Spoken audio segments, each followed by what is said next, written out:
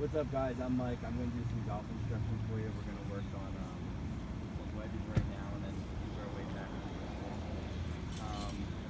So what I expect out of this lesson is for everyone to have a good time, kind of learn the basics, so full swing, chipping, pitching, putting. Why don't we just go around and start?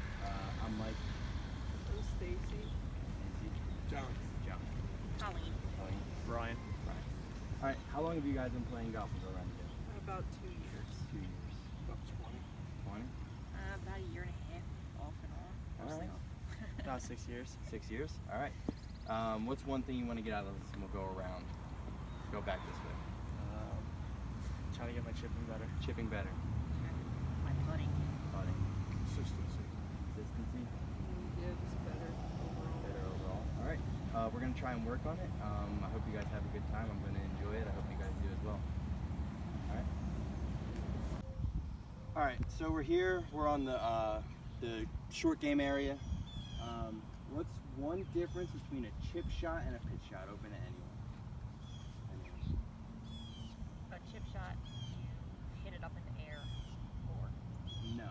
That's pitch. That's a pitch. Go ahead. You don't take a full swing. You don't take a full swing. Close.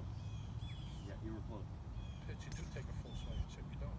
A chip you want to keep on the ground is sort of like a bump and run kind of shot. A pitch you want to get in the air.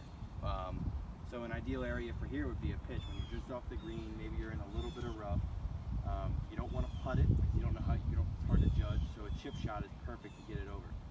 So why don't we all just take a few shots? All right. So we worked on chipping, and now we're going to try pitching.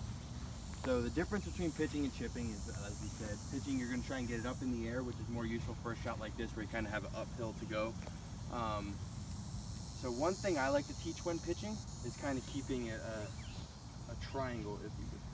So you kind of connect the hands, and that creates a point of a triangle. It comes up to your armpits. There's the base. It creates a triangle. I like to think of keeping that together and using the least amount of wrist hinge, as possible, because that creates a lot more clean contact and a lot less chunked or thin shots when you kind of get wristy with it. It also creates a good amount of spin too. So why don't we take a look at what we're working with here? Everyone feel free, hit a couple up there.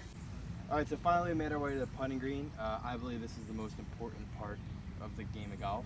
It's where your most strokes come. A 1 foot putt counts the same as a 315-yard drive. So they all count for one. So putting is kind of the most important part. It's where the majority of your strokes come from around, from any one area. What's one thing we know about putting? Anyone, feel free to chime in. Putt for dough, drive for show. Drive for show, putt for dough. Yeah, flip flop. Anything? You don't break your wrists. Don't break your wrist. Yep, you want a lot of shoulder movement. So the two main components that come down to a putting stroke is you don't break the wrist. You just kind of bob the shoulders. You don't want your head coming up. You don't want your hips moving. You don't want your arms doing all the work. You want the shoulders and the head to stay down and still. Results-wise with putting, it comes down to two things. It comes down to line and speed. So line is the direction of the shot. So if you have a breaker, you want to play the right break, you have a good line. Speed, it comes down to having the correct, you don't want to blast it right at the hole 10 feet past. You'd rather miss a little bit and have just a 1 foot putt coming back. Yeah, so that's the intro to putting, and we'll get to it.